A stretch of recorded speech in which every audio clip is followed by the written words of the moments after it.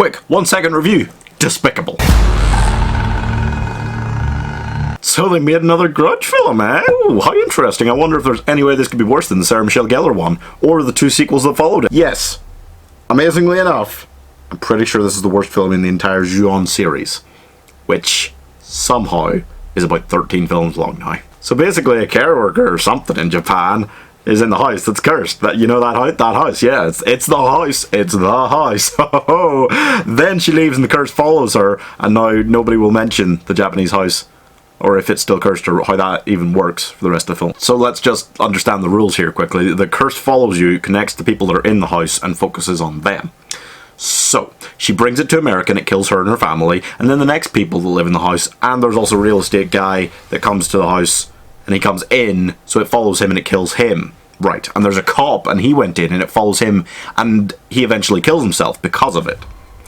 So, it just does it to anyone who comes into the house, right? Well, except the cop can't have been the only person to come in, because there must have been medical examiners and all sorts. And the real estate guy killed his wife, who, as far as we know, never stepped in the house.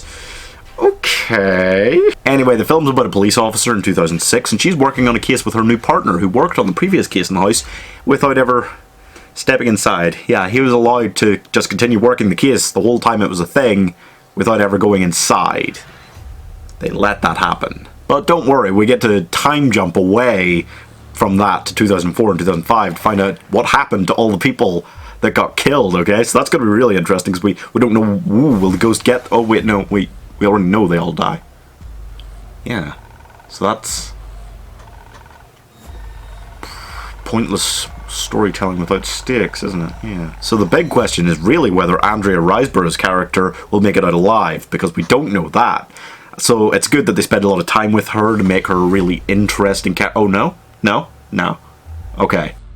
The funniest thing about this is that the trailer made it look like it all happened in the same time and the 2 main characters knew each other or worked together. This is Detective Muldoon. This is Peter Spencer. Something happened to me. The marketing people also clearly realized how shit this is. No, she's just the worst. She's just the most bland, boring lead ever. Oh. She has a kid though, so kids in horror films, spooky, huh? He's gonna get some good reactions. No, it doesn't latch onto him. He's irrelevant, so there's that. Why doesn't it latch on to it? Doesn't matter. I guess I forgot to actually start the review part. Huh? Okay, well, fuck it. Here's my 1-minute review for the Grudge 2020 style. Seriously, just fucking garbage. And with the nonsensical rules of this curse, people seem so focused on the house and having to destroy the house that they seem to forget it follows people, not locations, and therefore, as an audience, even if the characters don't know, we as an audience full well know that burning down the house is definitely not any kind of solution. The people in both parts of the past, we know, basically, what happens to them all, so there's very little to no intrigue or anything or stakes behind their part of the story, which is a lot of the runtime. And then there's her character, who is just so goddamn boring that I can't possibly care. It's sickening what passes for an actual movie these days, when this is about as good as something I would buy for £1, like the Jurassic Games or Velocipaster. But it's got that woman Lin Shaye in it, who's in every horror film ever, so you've got to like it, right? I'm giving this 28 out of 100 because it left me in the cinema thinking, We need to leave right now.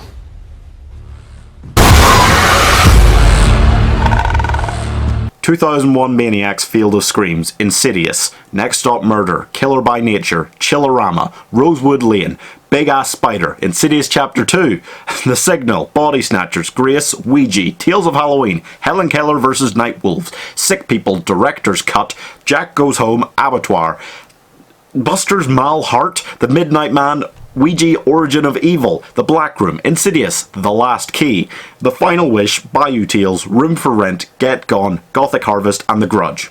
All the horror films Lin Shaye has been in, just in the last 10 years. There's way more before that.